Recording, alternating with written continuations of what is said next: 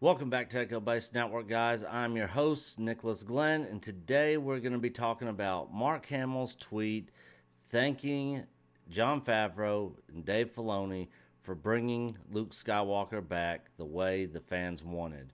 So I'm going to share my screen here. All right, guys, so here's Mark Hamill's tweet right here, and he tweeted this at the time of this recording about 7 hours ago. But here's what he says. Sometimes the greatest gifts are the most unexpected and something you never realized you wanted until it was given. Hashtag thank you, John and Dave.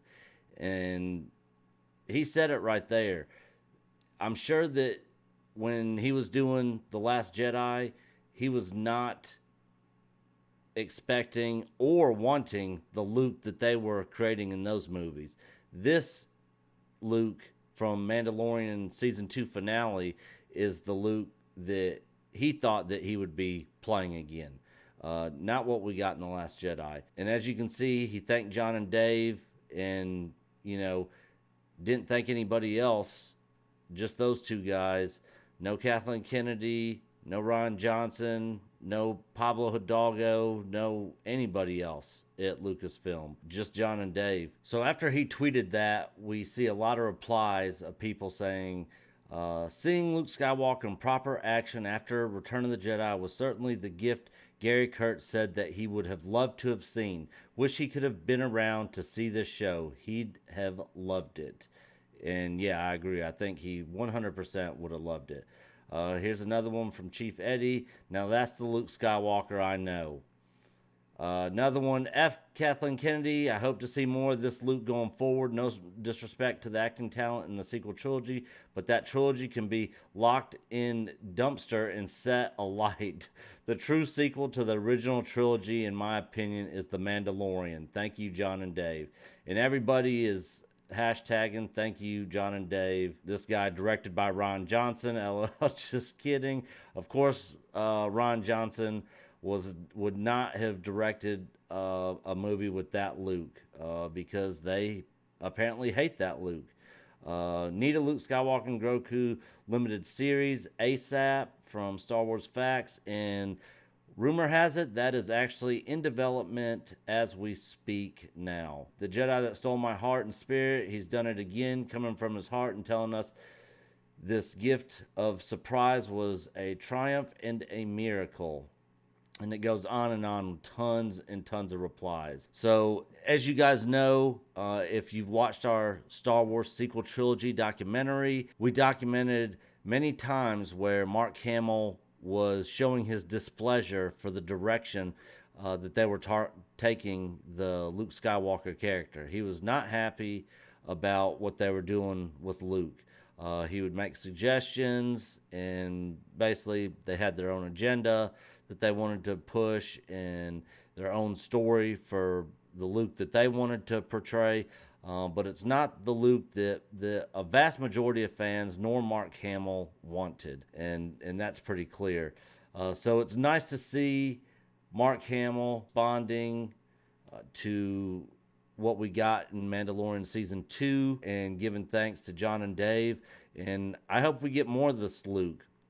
Now, I heard all kinds of rumors of infighting over at Lucasfilm, almost sort of like Apple was back in the day with the Macintosh and all that. Seems like there's one side of Lucasfilm that really wants to push this new Star Wars, these new characters, this other agenda that they're wanting to push, these token characters and identity politics and just garbage. And then there's another side that actually is with a lot of the fans that don't want any of that and just want good Star Wars with good characters. We got Ahsoka in The Mandalorian. Everybody loved it. We got Boba Fett back. We got Bo-Katan. We got Fennec Shand. So the issue isn't if there's women or anything like. We got Carl Weathers that was in The Mandalorian. It's not about race or sex or anything like that. Star Wars fans that are complaining about sequel trilogy just want good Star Wars and good characters.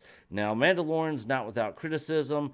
You can definitely criticize it on the scripts being written for that show. I think they really need to hire some script editors and some people that are really well versed in that aspect of storytelling, and kind of tighten some of those scripts up, tighten some of the story up. But they're definitely moving in the right direction from what I can tell.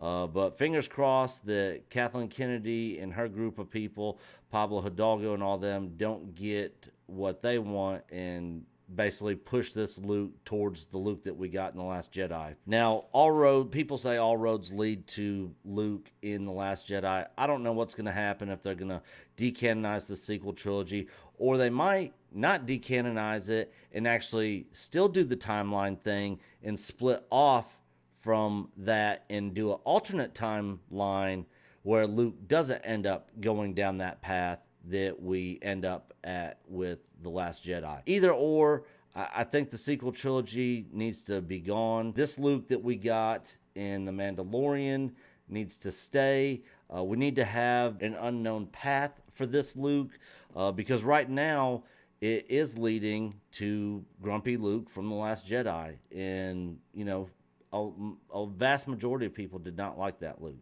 So anyways, there you have it. That's the tweet. I'm glad to see him post that out there and give thanks to John and Dave for this. So this tweet from Mark Hamill has also got the attention of the Hollywood Reporter, who wrote an article on it titled, "Mark Hamill Calls Mandalorian Luke Skywalker Cameo Greatest Gift." For a portion of fans, seeing the actor play his iconic character one more time in such fashion was thrilling.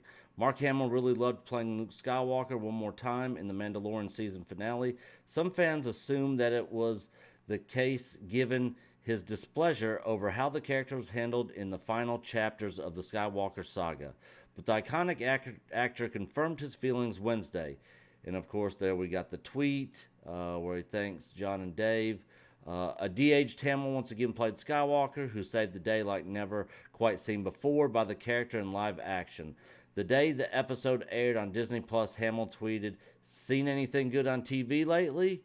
And real quick, this part right here, never quite seen before by the character in live action.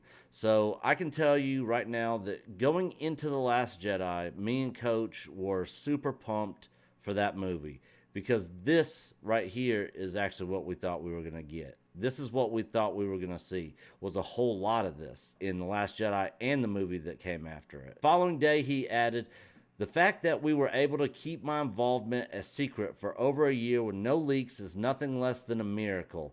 And something else, a lot of people I've heard complain about the Mandalorian behind the scenes documentary thing that's on Disney Plus, where they don't mention Luke at all in it. Well, that was made during the filming of the season, and they were keeping this so tight under wraps. A lot of the people there didn't even know that Luke was gonna be making his appearance. That's why, more than likely, why it wasn't mentioned. I don't know that for 100% fact, but it just makes sense. A real triumph for spoiler haters everywhere, yes, of course. For a portion of the fans, seeing Hamill play Luke one more time in such fashion as to what they were hoping and expecting in the concluding 3 films of the Skywalker saga was thrilling. How the character was handled, especially by writer-director Rian Johnson in The Last Jedi, polarized the fan base to agree not seen since Jar Jar Binks in 1999's The Phantom Menace. Hamill was among those who expressed his displeasure over the return of Luke in The Last Jedi. "I pretty much fundamentally," and this is a quote by Mark Hamill, "I pretty much fundamentally disagree with every choice you've made for his character," Hamill told Johnson during the production of The Last Jedi. The actor previously recounted. Hamill later apologized for making his disapproval public. Johnson said at the time, "The goal is never to divide or make people upset, but I do think the conversations that are happening were going to happen at some point if Star Wars is going to grow, move forward, and stay viral." You can move forward with Star Wars without Luke Skywalker, but you can't have Luke Skywalker in Star Wars and give us that to force us to move forward. Take a look at Cobra Kai. They did it right, and this is how all the original characters from the original trilogy should have been handled. But yeah, so the Hollywood Reporter is reporting on it, and this tweet's getting a lot of traction right now. All right, guys, well, there you have it. There's the article. There's the tweet. Leave your comment below. Let me know what you guys think about this tweet. And if you haven't subscribed, I hope you'll hit that subscribe button. And as Coach always says, we are, you are, Echo Base Network. And until the next one, we'll see y'all later.